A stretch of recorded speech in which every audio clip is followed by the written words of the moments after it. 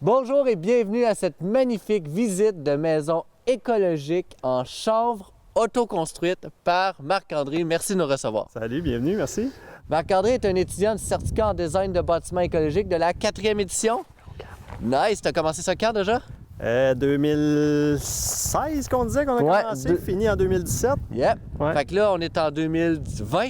On vient juste de commencer 2020. Et voilà. Fait que toi, tu as fait le certificat, puis tu es construit, puis fini, puis tout. On a fait une belle folie. Yes! Puis c'est une des choses que j'admire vraiment profondément de Marc-André. C'est un gars qui passe à l'action, puis aussi qui planifie vraiment bien d'avance. Vous allez le voir tout au travers de la visite qu'on va faire. C'est un gars qui anticipe, qui planifie, puis il va vous donner plein de petits trucs de tout ce à quoi il a pensé. Ça peut vous aider, vous, à réfléchir pour la conception de votre maison écologique. Fait qu'on y va? Let's go!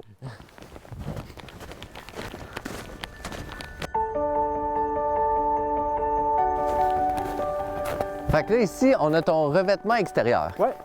On a choisi de mettre du cèdre. Ouais.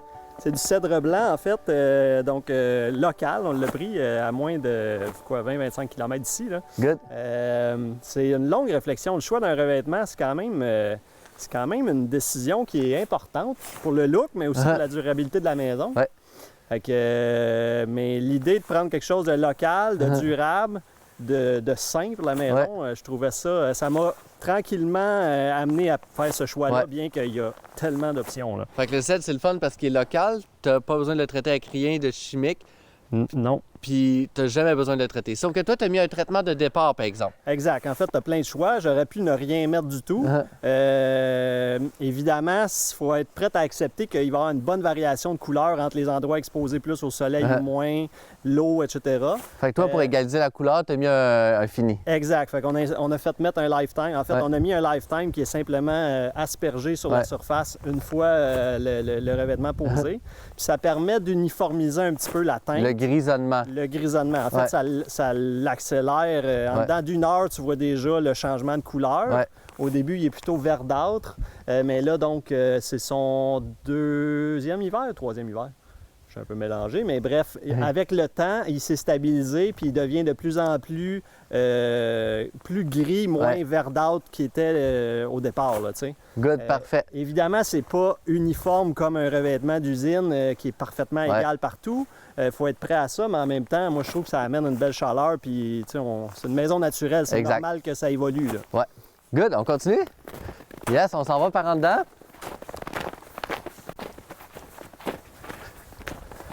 Fait qu'ici, on a ton escalier où est-ce que tu as fait des apprentissages parce que tu t'es construit. Bien, tu n'as pas encore fini. Ça, c'est un vestige d'autoconstructeur qu'on l'appelle. C'est un projet qui évolue, disons, qui n'est pas toujours fini. Ça, c'est l'escalier de chantier qui n'est pas terminé, mais en fait, l'avantage de ça, c'est que ça m'a permis de découvrir que quand j'ai conçu la maison, en fait, le but, c'était que la neige, les chutes de neige ne soient pas problématiques au niveau du déneigement. Et malgré tout, comme on a des grands débords de toit, même si l'escalier est déphasé de la maison, j'ai quand même de la neige qui tombe à l'escalier. Fait que le fait de ne pas avoir fait ça final puis de l'avoir vécu un hiver ou deux, ça me permet de repositionner certains trucs, bien qu'on avait essayé de bien évaluer tout ça.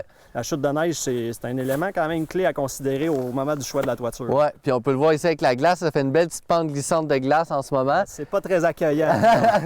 Puis la chose que j'aime beaucoup que tu me parlais, c'est que ta pente de toit, tu t'es assuré qu'elle n'arrive pas sur ta galerie devant ta porte pour pas avoir besoin de déneiger. Exactement. Yes. Ça, c'est juste parce que je suis paresseux. Good, on va visiter en dedans? Allons-y. Le set de la galerie, lui, ici, il n'a pas été teint, en fait. OK. Lui, il est naturel. Il a juste pris sa patine normale avec le soleil, contrairement au revêtement. Ah, c'est good. Merci pour l'info. Alors, on est rendu en dedans. La magie du tournage. Et voilà.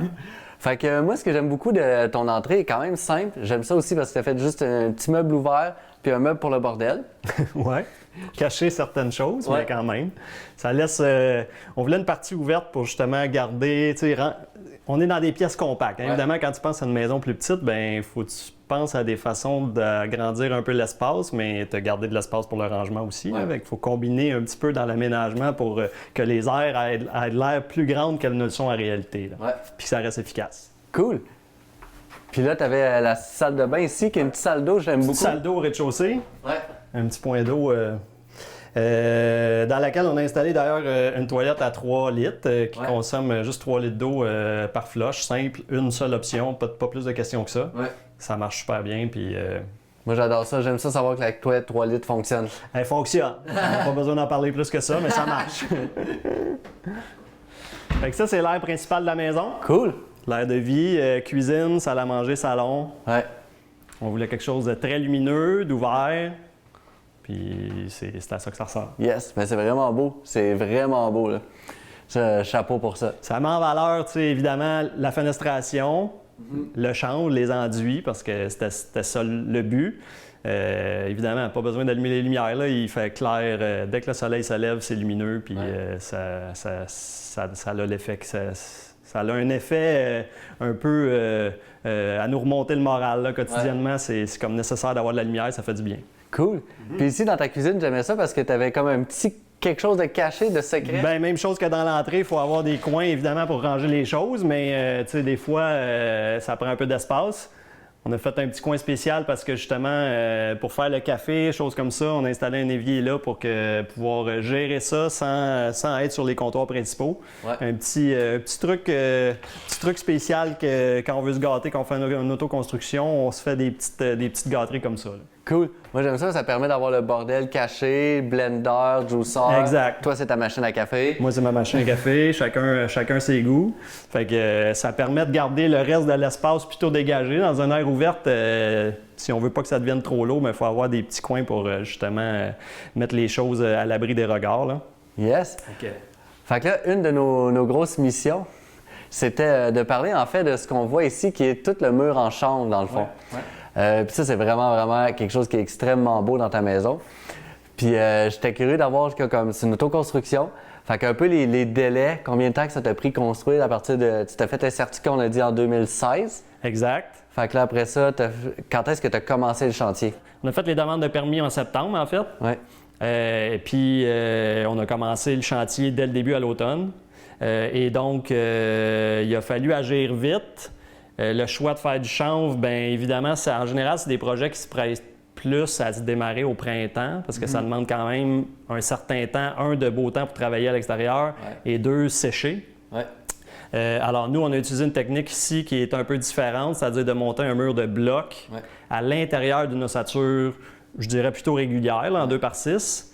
Puis après ça, par l'extérieur, on a projeté du chanvre à l'intérieur de l'ossature en dépassant de 2,5 pouces par dehors. Parfait, c'est super clair. J'aime ça comment tu l'expliques. Fait qu'on a fini à 14 pouces de chanvre finalement isolé, ce qui agit donc comme la carcasse de la maison finalement. Là. C'est pas porteur, mais c'est donc autant notre isolation que notre par vapeur gestion de l'humidité, etc. Ouais.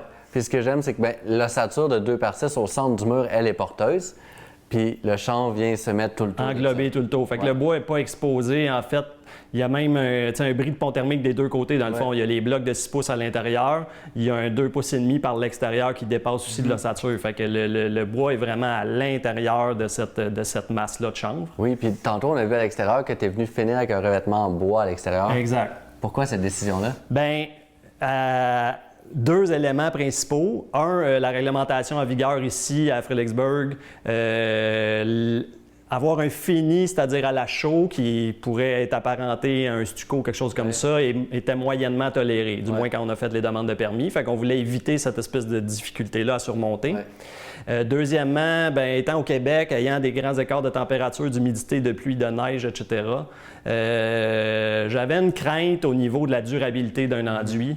Et donc... Puis que moi, ce que j'aime, c'est qu'un enduit soit naturel ou que ce soit du stucco, quand tu le répares, ça fait une tache puis tu la vois. Ça va laisser une trace quand même. Parce qu'il y a une différence de couleur, de décoloration. C'est un produit qui est relativement difficile à réparer, de ce que j'ai compris, du moins en tout cas dans notre scénario ici. C'est-à-dire que l'application est, laborieuse, quand même exigeante, mais les réparations subséquentes ne sont pas nécessairement faciles à faire. Moi, j'aimerais mettre la nuance. Est-ce que c'est dur à faire ou c'est dur que ça paraisse pas? c'est dur que ça paraisse pas une réparation. Voire, j'aurais le goût de dire impossible, mais en tout cas, je ne suis pas le grand doyen des enduits sur la planète. Là. Mais bref, ça mérite une réflexion. Ça mérite d'y faire attention. C'est un peu un bijou qu'il faut protéger. D'ailleurs, je suis comme réticent encore à accrocher des choses au mur parce qu'évidemment, si tu fais un trou dans l'enduit, c'est un pensez-y bien parce que la réparation, si dans 5 ans, vous décidez que c'est plus ça que vous voulez au mur, ça va peut-être être difficile à réparer. C'est ça. Je veux juste amener la clarté que de réparer le chanvre, c'est vraiment facile, mais c'est de faire que la couleur soit toute unie et que ça ne paraisse pas qu'il est dur. Exact. C'est-à-dire que c'est pas l'intégrité du mur, de l'isolation qui va être un problème. C'est le côté esthétique de est-ce qu'on est capable, contrairement à exemple une peinture régulière, du gyps, c'est plus facile de camoufler une réparation, alors que là, les transitions entre les différentes étapes où les réparations sont plus complexes. Fait que ça mérite quand même une bonne réflexion. Admettons que tu fais juste prendre un mur ordinaire, puis pour que ça soit super clair, tous les murs que vous voyez qui ont de l'air naturel, c'est les murs en chanvre. Ouais. Puis on a des murs là-bas qui sont juste en gyps ordinaire. Exact. Puis admettons qu'il y avait un trou dans ce mur-là, on devrait retravailler le gyps. Mais pour que la peinture ne paraisse pas du tout, on aurait tendance à recouvrir tout le mur de peinture. En général, oui. Mais c'est un peu la même tâche qu'il y a à faire sur un mur de chanvre. Faire le mur au complet. Sauf que c'est beaucoup plus de job refaire le mur que de juste mettre... Qu'un coup de peinture. Qu'un coup de peinture, exact. Définitivement. Fait qu'il faut juste garder ça en tête. C'est beaucoup plus beau, beaucoup plus organique. C'est extrêmement chaleureux, moi j'adore. Mais ça prend beaucoup plus de temps. Ça va être plus coûteux aussi à réparer, plus laborieux. Puis même à un certain niveau, c'est plus difficile à intégrer dans le sens qu'une couche d'enduit comme ça de chaussable, ça fait quand même, je dirais, entre un 8 et un 16 d'épais. Là. Fait qu'à un moment donné, après 2 couches que tu rajoutes à réparer, on va commencer à empiéter sur le cadre de fenêtre. Là. Alors qu'une couche de plâtre puis de peinture, on parle de millièmes, là, ça fait pas une grosse différence sur l'épaisseur de ton mur. Fait qu'aller rajouter des couches. En plus, rajouter une couche par-dessus un enduit qui a été relativement scellé comme celui-là, c'est-à-dire qu'au moment de l'appliquer, on a quand même fermé on l'a mis assez lisse. L'accroche subséquente, si on voulait remettre une couche d'enduit par-dessus, ça n'accrocherait pas nécessairement aussi facilement. Il faudrait probablement faire une applique pour que vraiment ça se tienne bien. Donc, ça amène plus de défis. Plus de défis. Fait que c'est plus beau, c'est plus chaleureux, mais c'est plus de défis puis plus de temps. Exact. Parfait. Mais c'est un choix à faire. C'est un choix. Puis il n'y en a pas juste un à faire dans une autoconstruction, il y en a plusieurs. Que ce soit une autoconstruction ou une clé en main. N'importe quoi, en fait. Il y a tellement de choix. La raison pourquoi c'est dur, c'est la quantité de choix qu'il y a à faire. C'est phénoménal. Fait que c'est ça qu'il faut garder en tête quand on va faire une maison écologique ou qu'elle soit écologique ou pas. C'est une quantité de choix astronomique. Oui, puis c'est vraiment important de prendre le temps de bien les réfléchir. Là. Il y en a beaucoup, mais ça fait partie de la démarche. C'est la beauté de la chose. Ça devient un petit peu étourdissant à un moment donné là, parce qu'il y a beaucoup d'informations. Oui, beaucoup d'informations, beaucoup de décisions à prendre pendant le chantier qui sont rapides. Énormément. Oui. Comme un petit exemple c'est le danger rapide. de les prendre à la dernière minute. En fait. C'est ça. Fait que là, toi, une des décisions que tu as prises à la dernière minute, admettons cette fenêtre-là, c'est pas grand-chose. Ouais. Mais tu as dit que tu l'avais agrandi pendant le chantier. Sur plan, en fait, j'ai redéfait les lossatures, j'ai changé, j'ai recoupé les... Comment ça s'est passé sur place? Ça avait de l'air beau. Mais là, quand tu étais en train de construire ici, pourquoi tu t'es dit « je vais réagrandir » ? En fait, debout devant la fenêtre, en fait, un des points de vue principaux à Fredericksburg, c'est le mont Pinac qu'on voit à peine d'ici parce qu'on est en forêt. Mais en hiver, on le voit au loin. Puis de par le trou dans l'ossature, déjà, j'étais capable de le voir. J'ai réalisé que c'était un des endroits principaux où on se tient dans la maison, c'est soit la salle à manger ou le salon. Puis la vue vers l'est, on ne l'avait pas beaucoup. Fait que c'était comme illogique de laisser la fenêtre de la grandeur qu'elle était, logiquement, quand on l'a vu dans l'ossature. Ça, c'est le genre de décision de dernière minute qui peut être coûteux, surtout si tu fais affaire avec un entrepreneur qui gère tout puis qui ne va pas beaucoup aimer ce genre de changement-là. C'est sûr que dans une autoconstruction, tu décales un petit peu ton calendrier, puis des fois, il y a moyen de l'intégrer. Fait que c'est ce qu'on a fait sur ces fenêtres-là, puis les fenêtres dans les chambres en haut, à l'est et à l'ouest, même chose. On les trouvait trop petites en termes de ventilation, de luminosité, fait qu'on les a allongées en haut au 2e étage aussi. Puis tu disais que c'est la seule fenêtre qui donne à l'est, mais tu as d'autres fenêtres ici qui donnent à l'est, mais pourquoi tu dis qu'ils ne donnent pas à l'est? En fait, c'est parce que ceux-là, ils donnent à l'est, mais ils vont donner dans une véranda 3 saisons.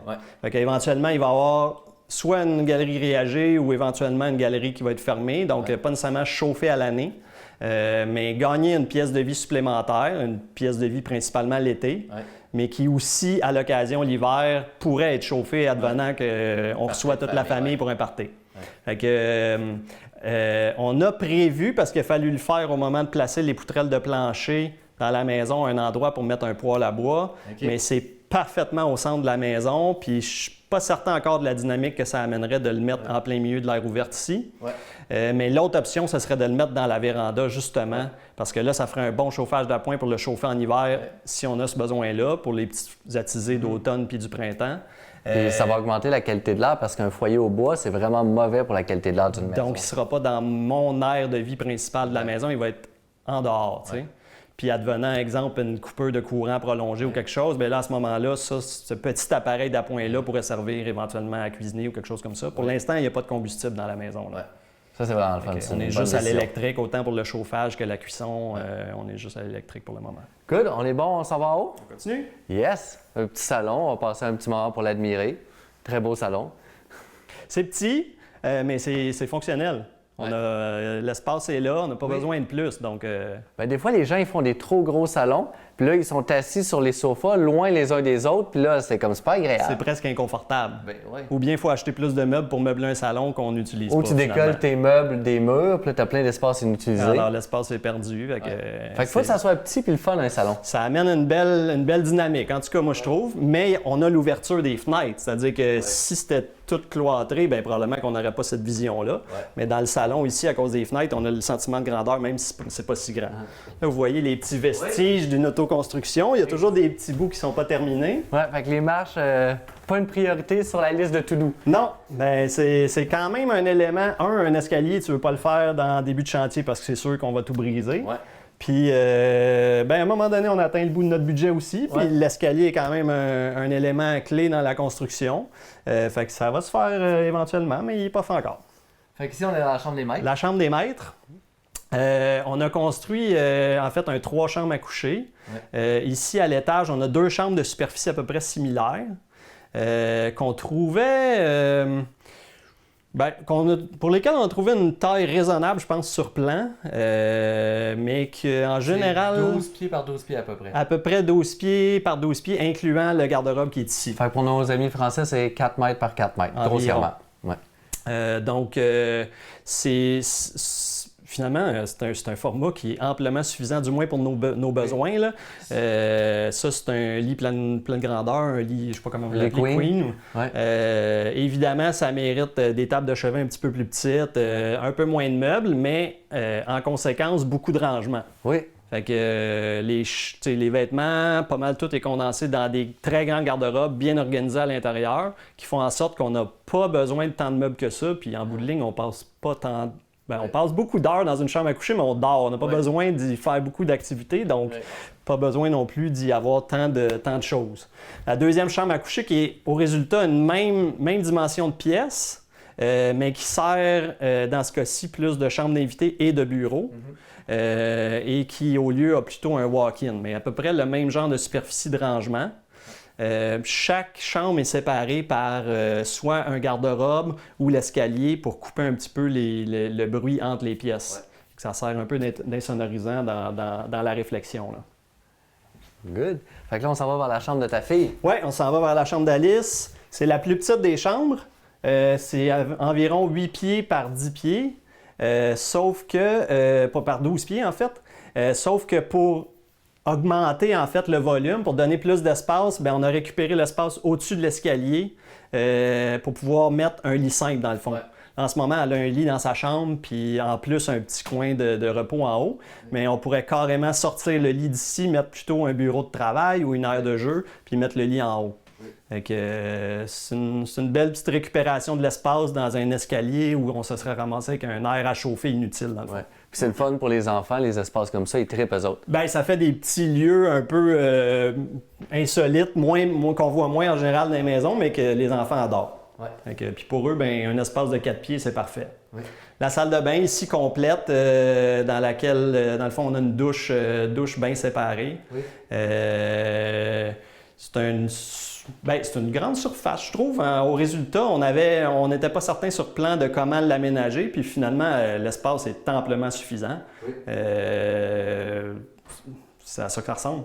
Nice. Puis j'aimerais ça que tu me parles un peu parce que la chambre, des fois, on se dit qu'avec l'enduit qu'il y a là, dans le fond, le mur de chambre, ça va vraiment beaucoup absorber l'humidité, puis on dit pas d'humidité, t'as pas besoin d'échangeur d'air, puis tout. Ce que j'aime de toi, c'est que tu planifies vraiment, t'étais comme... T'as quand même installé tes tuyaux. Pourquoi t'as installé tes tuyaux? Bien, j'ai eu un doute. Bien, actuellement, le Code au Québec l'exige depuis je sais plus quand, mais au moment où j'ai demandé mes permis, c'était obligatoire dans une maison d'avoir un échangeur d'air. Fait que déjà, j'allais à l'encontre de la réglementation de ne pas en mettre un. Deuxièmement, ça reste que c'est la pièce qui génère potentiellement le plus d'humidité dans la maison. Donc, à un moment donné, j'avais un doute. Je me suis dit, bon, est-ce que j'en mets un, est-ce que j'en mets pas? Puis au moment de la construction, j'ai décidé finalement de passer les tuyaux au cas. Juste les tuyaux au cas où? Juste la tuyauterie dans les plafonds, les murs, jusqu'à la cave où éventuellement la salle mécanique allait être. C'était un coup de mettre les tuyaux, mais en même temps, c'est beaucoup moins prenant que de commencer à rouvrir des murs pour passer des tuyaux par après. Exact. C'est la même chose avec les planchers chauffants que toi, t'as. Il y a des gens, ils se disent, passe juste les tuyaux au cas où. Parce que ils seront là. Ils seront là, c'est ça. On va le refaire après. Ouais. C'est impensable. Parfait. Fait que, on l'a fait, puis finalement, par expérience, ben malgré le chanvre qui est quand même une matière qui perspire, il reste beaucoup d'humidité dans la pièce. Quand on utilise la douche, ben le miroir est embué au complet, les fenêtres aussi. Fait qu'on a décidé d'installer un échangeur d'air. Ouais. Et puis, il est en train d'être installé. En fait, là, on va le voir tantôt, mais bref, je suis sur le projet. C'est tout le temps plus dur d'ailleurs après de passer des gros tuyaux dans un plafond une fois que l'électricien, le plombier, tout le monde a passé puis mis ses choses. Fait que ça amène des nouveaux défis. Ouais. Mais je pense que ça va être utile, surtout pour évacuer le plus gros de l'humidité à la fois avec la cuisine et la salle de bain. Puis aussi amener un apport d'air plus régulier, là, ça évite d'ouvrir les fenêtres. Ouais. Des fois, là, on aurait le goût d'ouvrir les fenêtres juste pour changer l'air un petit peu. Parce que oui, le mur perspire, mais le remplacement d'air, non, c'est ça. Parce que je suis sous l'impression que la maison est quand même assez étanche, malgré qu'on ait travaillé un matériau naturel. Oui, bien, c'est vraiment bon. C'est qu'il faut juste faire une nuance entre laisser passer l'humidité que le chanvre fait, mais il ne laisse pas passer l'air quand il est bien fait. Non, bien, ça ne renouvelle pas nécessairement ton air comme tel. L'air n'est pas filtré. C'est-à-dire que là, dans l'échangeur d'air, il y a un filtre dans lequel les poussières vont être comme filtrées, soit évacuées vers dehors ou ramassées dans le filtre. Donc, je pense que l'apport de nouvel air, à la limite, avoir la possibilité de le contrôler, c'est un peu ça, se laisser des options. Oui. C'est-à-dire que là, si je veux le mettre à off, il ne marchera pas l'été. Oui. Moi, je suis en campagne ici, les fenêtres sont grandes ouvertes tout l'été, donc il n'y a pas de raison de le faire fonctionner. Mais l'hiver, à certains moments, quand il y aura de la condensation d'invite, quand le taux d'humidité sera comme plus difficile à gérer, parce qu'il l'a été, là, dans les débuts de la construction, le premier hiver, le taux d'humidité dans la maison frisait le 90 là. À cause que les murs doivent sécher. Exactement. Probablement que les murs n'avaient pas fini de sécher, les 2 dalles de béton, parce qu'il y en a une au rez-de-chaussée, une à la cave, les murs, la fondation, etc. Tout ça génère son lot de... Même à la limite, les murs de gyps, parce qu'il y a une partie qui devait sécher aussi, le plâtre et tout, là, ça prend quelques mois avant de vraiment complètement sécher. Donc là, c'est moins pire le niveau d'humidité, mais ça se tient plutôt aux alentours de 60, 65, 70 en période où tu utilises beaucoup la douche et tout. Là. Donc éventuellement, j'imagine qu'avec... T'as hâte de brancher ton échangeur d'air. Ben c'est ça. Puis ça dépend du nombre de personnes aussi, là, présentes dans la maison. Là. Fait qu'on peut redescendre en bas, on va aller voir la cave. Oui, puis dans le sous-sol, qu'est-ce qu'on va voir? Ça va être plein d'éléments plus techniques dans le fond, puis le côté évolutif, parce que ta cave est une cave en ce moment. C'est une cave. Soyez prêts, là, c'est pas fini. Fait que on est encore dans le chantier, mais ça permet aussi de voir les besoins au moment où on vit dans la maison, puis de faire évoluer ça. Le potentiel de la pièce ici, en fait, c'est la pièce centrale qui sert de circulation, mais aussi pour être potentiellement une salle familiale, un petit bureau, ça pourrait être une salle de jeu, etc. Donc, ça laisse de la place. L'idée, c'est qu'on voulait une aire qui est quand même agréable. Là, c'est pas fini, évidemment, c'est un peu lourd, mais quand ce sera terminé, on a mis une bonne fenestration au sol pour avoir un bel apport de lumière. C'est une belle fenestration au sol, on peut voir la lumière bien rentrer. Exact. Fait que t'as quand même beaucoup de lumière qui va rentrer par là. C'est une pièce lumineuse, en fait. Là, les murs sont bruns et tout, mais même qu'ils soient blancs, ça va être très lumineux. Bien, c'est ça. Là, à un moment donné, avec un plafond blanc, évidemment, on va aller avec des couleurs pâles. Là. Ça devrait rendre le lieu pas mal plus agréable. Là. Fait que tu parlais aussi que ça pourrait devenir un salon ou un espace pour ta fille quand elle devient plus grande. Ben si, exemple, elle décide de rester plus longtemps à la maison, ça va permettre de créer probablement deux espaces dans la maison où elle pourra cohabiter puis vivre dans son espace à elle en bas.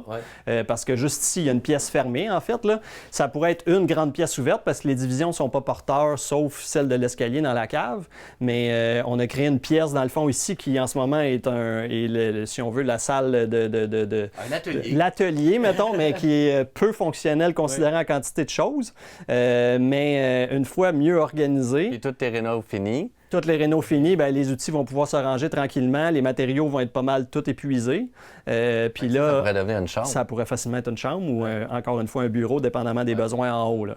Puis il y a une bonne grande chambre quand même, là. Il y a de l'espace. Puis là, ça l'ensemble encore une fois ici, mais juste, on s'imagine plus rien dans la pièce, les murs en blanc, le plafond en blanc. Même chose, exact. Ça va être très lumineux. Parce que là, les plafonds absorbent beaucoup de lumière, considérant qu'on voit les poutres puis toute la mécanique. Là.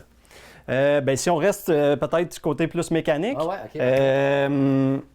dessous de l'escalier, on a récupéré l'espace pour installer tout ce qui était soit électricité et télécom et le système de chauffage radiant.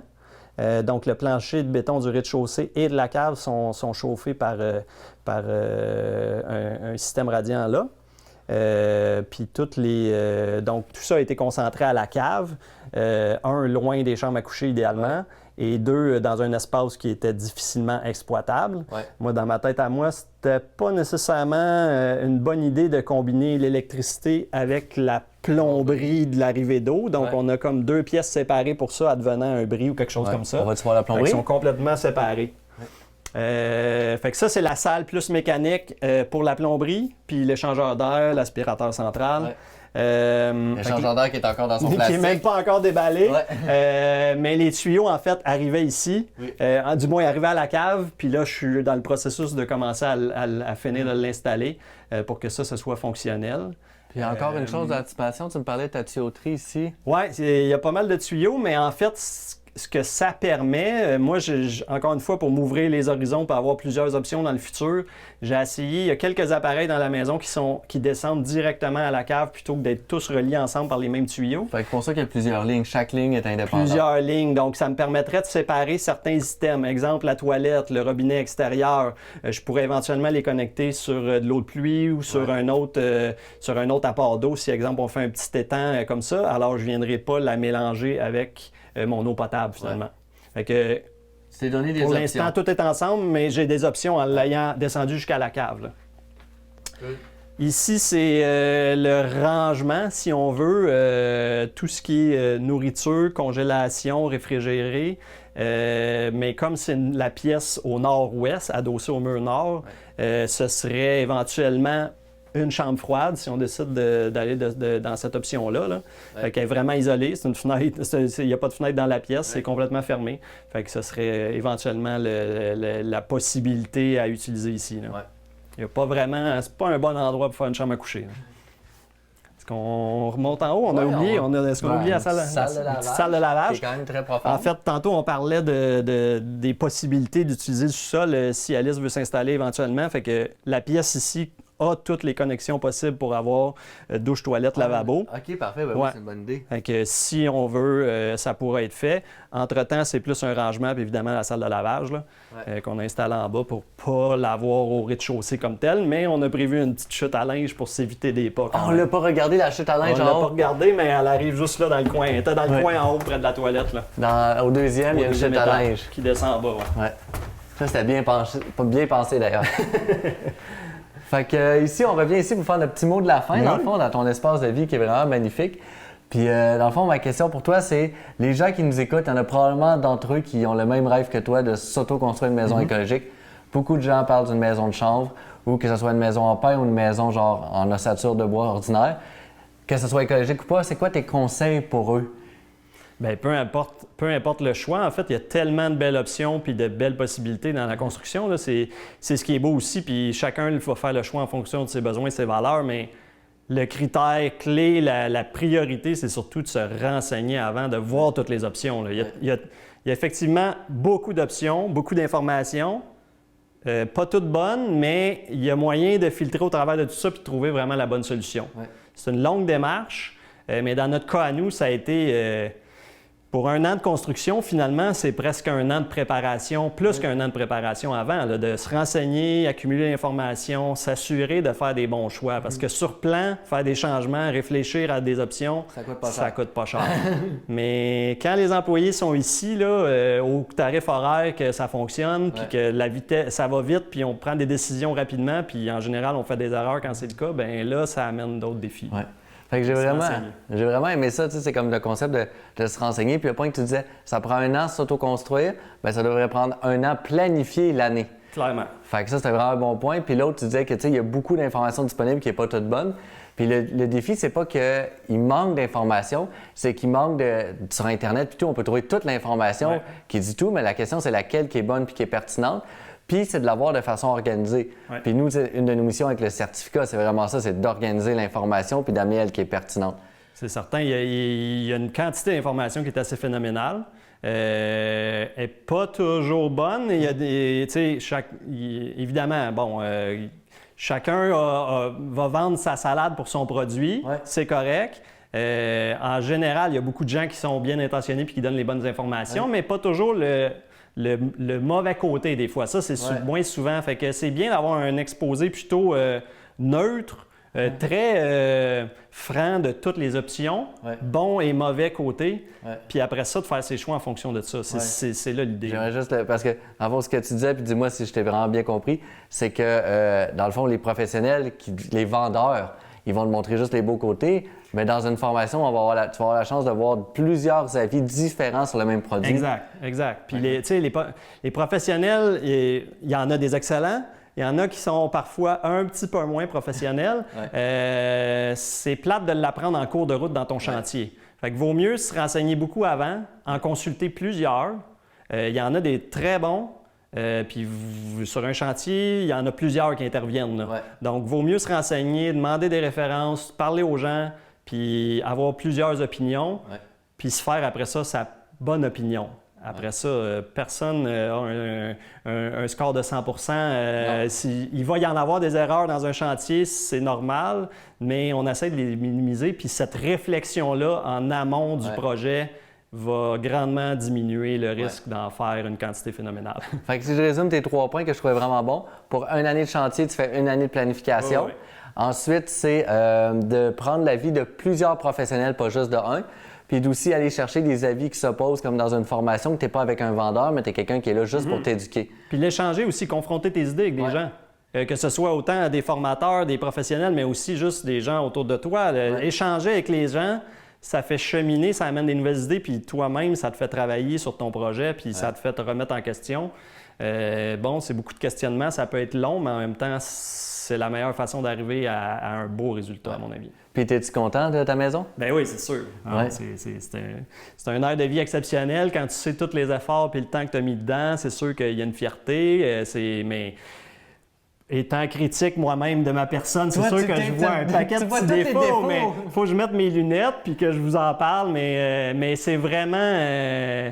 c'est le fun comme processus, c'est agréable de le faire. Le résultat, moi, je le trouve génial. L'ergonomie de la maison et tout, je suis content du résultat. Est-ce que c'est ma dernière maison? Je ne sais pas. Est-ce qu'on aurait pu faire mieux? Certainement. Mais, tu sais, wow, c'est le fun. Ouais, moi aussi, je dis wow, c'est le fun. C'est vraiment beau ce que tu as fait. Merci beaucoup pour la visite. Merci beaucoup.